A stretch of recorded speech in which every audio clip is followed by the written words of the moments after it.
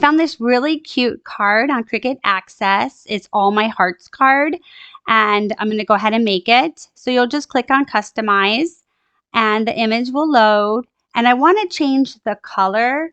So what I'm going to do is if you click on the right-hand side, and you'll see that it's highlighted. So I'm going to click on the envelope and change the color. I'm going to go ahead and change mine to red. And then I'm going to click on the Valentine card and change that to red as well. And then they have a really adorable little stamp. So I'm going to go ahead and change that to red. And the card is already scored. Everything is set up, so you don't have to do anything there.